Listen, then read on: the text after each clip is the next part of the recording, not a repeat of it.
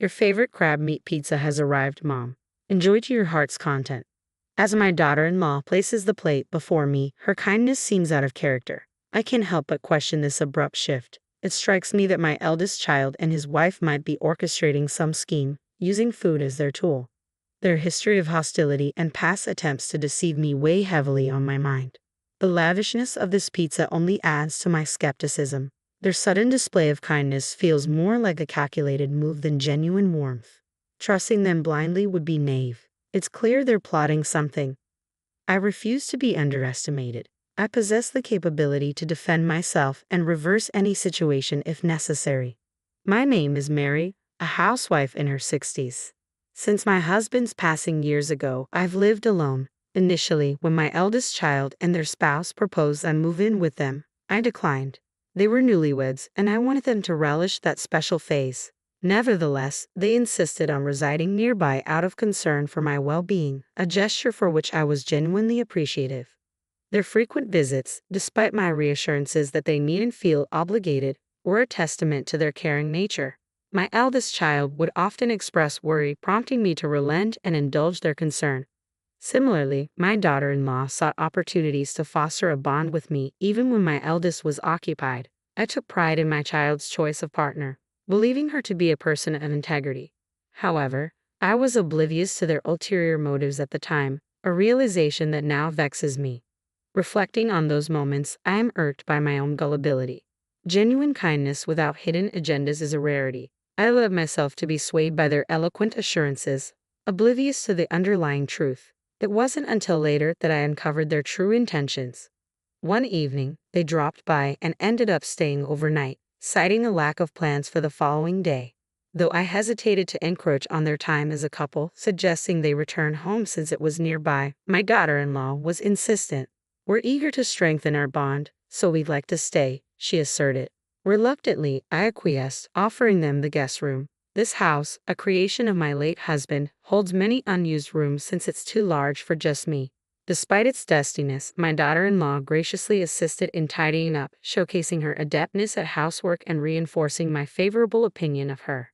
In the quiet of night, I stirred, parched, and made my way to the kitchen. En route, I noticed the living room bathed in light. Intrigued, I peered in, finding them seated on the sofa engaged in conversation. Unable to resist the temptation, I surreptitiously listened in, inadvertently overhearing a dialogue between my eldest child and his wife. "I'm utterly drained," remarked the eldest child. "That old lady has us toiling like slaves, don't you agree?" "Just endure a little longer," the wife countered. "Once we secure Mom's inheritance, we're free. If her husband hadn't been a CEO, we wouldn't be in this predicament. It's astounding how easily she's deceived just because we're cordial to her. Mom's always been emotionally fragile. She'll likely bestow the inheritance upon us." I was dumbfounded by what I overheard. If their words held truth, then their kindness was merely a facade to lay claim to my late husband's estate. Had all their previous gestures been insincere? Every word they uttered to me were family bound to support each other, or so I thought. Why this fixation on the inheritance? I couldn't discern any financial troubles on his part, but perhaps he's entangled in dire straits unbeknownst to me. What drives them to such lengths for an inheritance? Is it solely for monetary gain? The behavior of the couple left me pondering, perplexed by their motives. I resolved to confront them about their recent conduct. Through inquiries within the neighborhood and among acquaintances, a startling revelation surfaced. Both of them were deeply entrenched in gambling, having accumulated an overwhelming debt far beyond their means to repay through conventional employment. It dawned on me why they were so desperate for the inheritance. My late husband had bequeathed a substantial portion to our eldest child, albeit less than what I received, yet still a sizable sum. They had recklessly squandered it, plunging into insurmountable debt. Their kindness, it seemed, was merely a guise to secure the inheritance from me. Following this discovery, I grew wary of their intentions. "Do you require any assistance, Mom? We're here to lend a hand," my daughter-in-law inquired, her words ringing hollow in light of the unsettling truth. "Your favorite crab meat pizza is here," my daughter-in-law announced cheerfully as she placed the plate before me. "Mom, eat as much as you want." Her sudden kindness struck me as odd. I couldn't help but question this abrupt change. Suspicions gnawed at me. It seemed my eldest child and his wife were orchestrating something, perhaps using food as a guise. They had a history of hostility and deceptive acts, so their newfound warmth raised red flags. It was clear to me that something wasn't right with this extravagant pizza. Their niceness felt contrived, and I couldn't shake the feeling that they were up to something. I refused to be underestimated. Despite being a housewife in my 60s, living alone since my husband's passing, I was not without my own strength. When my husband died, my eldest child and their spouse had offered for me to move in with them. However, I declined, wanting them to cherish their newlywed bliss. Yet they insisted on living nearby out of concern for me, a gesture I initially appreciated. Their frequent visits, despite my reassurances that they made me feel obligated, only fueled my suspicions. But it wasn't until one fateful night that my doubts were confirmed. They stayed over, claiming they had no plans for the next day. I suggested they return home since it was close by, but my daughter-in-law insisted they stay to deepen our relationship. Reluctantly, I agreed, offering them the guest room. In the dead of night, I caught them conversing in the living room. What I overheard shattered any remaining trust I had in them. They spoke callously about me, about their plans to secure my late husband's inheritance. They had squandered their own fortune on gambling debts, leaving them desperate for money. Their kindness towards me was a ruse, a means to an end. From that moment on, I kept my guard up. When my daughter-in-law extended hollow offers of help, I politely declined, wary of their true intentions. Their subsequent attempt to confront me about a supposed new love interest only reinforced my skepticism. Their concern was a thinly veiled attempt to maintain control over my finances, and I refused to be manipulated any longer. I could see right through her facade. It was clear she was only concerned about protecting her inheritance. Yet my daughter-in-law continued to play the role of the caring daughter-in-law, never revealing her true intentions. That's acceptable for now, I thought. The true nature of my eldest child and their spouse will be revealed in due time. All witness their true selves when the moment is right. And that moment arrived sooner than anticipated. "Happy birthday, Mom," exclaimed my eldest child, presenting me with a bag from a fancy pizza establishment. Inside were an array of pizzas, including my beloved crab meat pizza. "Thank you, but let me handle these," I insisted, prepared to start plating them. "No, Mom, today's your day. Sit back and relax. I'll take care of it," declared my daughter-in-law. She whisked the bag away to the kitchen. My eldest child followed suit, offering assistance. Despite their seemingly genuine efforts to celebrate my birthday, I remained wary. Something was amiss. As I contemplated their motives, they returned with plates in hand. Before me sat a steaming slice of crab meat pizza. "Here's your favorite, Mom. Enjoy," my eldest child affirmed, echoing their spouse's sentiments. To an outsider, it might have seemed like a joyous birthday celebration, but I knew better. There had to be something sinister lurking on that plate. I refused to be fooled. Their excessive kindness raised suspicions that couldn't be ignored. With my husband no longer by my side, I understood the importance of protecting myself. I vowed never to place my trust in them again. They would soon rue the day they attempted to deceive me. "Well, it certainly appears appetizing, but my tastes have evolved recently. I find myself drawn to the foie gras on your plate," I remarked, reaching for my eldest child's dish. They tried to intervene, but I feigned ignorance, questioning, "Is there a problem? You know, I've developed a newfound appreciation for foie gras. And if memory serves, you used to enjoy crab meat too, didn't you?" I suggested we share both dishes, observing the sudden pallor that washed over my eldest child's face. It was evident that they had schemed to manipulate me by tampering with my favorite pizza. Their reluctance to indulge confirmed my suspicions. "But it looks so tantalizing. Won't you have a taste?" I prodded, watching as their facade crumbled under the weight of their deceit. With resolve, I reached for a slice of the crab meat pizza and offered it to my eldest child. Reluctantly, they took a bite, their expression tense as if anticipating the aftermath. Daughter-in-law glanced at them, her concern evident in the pallor of their face. "You seem a bit off color. Perhaps the pizza didn't agree with you, Mom," she suggested, her voice tinged with apprehension. "Considering how your husband is feeling, maybe it's best to call it a night and prepare something different," she added, her panic palpable.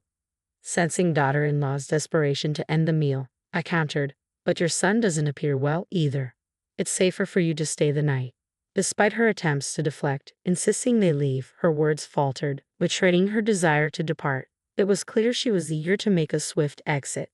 I always thought that for a couple attempting to deceive others, they're remarkably inept liars.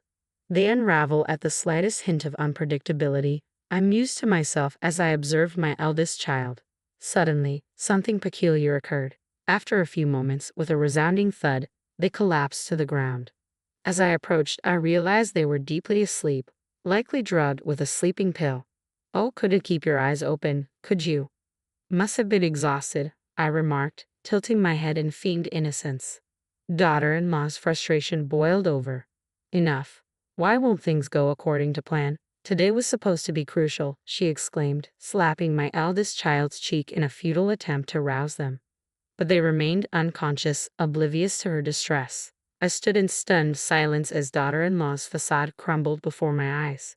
Disregarding my presence, she began to confess. I had been pretending to be the dutiful daughter-in-law, all in hopes of securing the inheritance to clear our debts. Today was meant to be the final step. We planned to incapacitate you and steal your banking card. But nothing went as planned. It's your fault, she accused, her glare piercing. Their scheme to drug me and steal my banking card under the guise of a birthday celebration was truly deplorable. I couldn't stoop to their level, so I decided to confront them head-on. I've known all along that your kindness was just a front to get to my money. That's why I kept my distance and declined your offer of pizza, I revealed, watching as daughter-in-law's expression shifted from shock to disbelief. It was clear she had underestimated my awareness of their deceit. How foolish they must feel for thinking they could deceive me so easily. Sorry to burst your bubble, but I'm not as naive as you both seem to think, I continued, a hint of scorn in my voice. Your sudden displays of kindness always struck me as suspicious, and I even overheard your conversation about the inheritance when I stayed over, discussing your plans in the target's own home. That's just plain foolish. Don't label us as fools. We've been doing our best, daughter-in-law retorted defensively. If this is your best effort, then it's no wonder you're drowning in debt, I countered sharply, watching as daughter-in-law's expression shifted with discomfort at the mention of the word debt. And you know about the debt too. How much do you know? It was evident that daughter-in-law hadn't anticipated my knowledge of their financial woes. Her anxiety was palpable at the mention of their debt. I did some digging and discovered the extent of your gambling debts. It was quite a shock to find out. You've managed to accumulate quite a substantial debt, I stated matter-of-factly, noting the growing pallor of daughter-in-law's face. She must have realized there was no escaping the truth. Mom, I'm truly sorry. Please forgive us. We're struggling to make ends meet. Can you lend us some money? We'll repay you, daughter-in-law pleaded earnestly, her once confident demeanor now replaced with desperation. Even in her distress, she continued to seek financial assistance. It was disheartening to realize that, to her, I was merely seen as a convenient source of support. I'm sorry, but I won't be giving you a single cent. I can't trust individuals like you to fulfill your promises, I responded firmly, refusing to yield to her pleas. You need to take responsibility for your actions.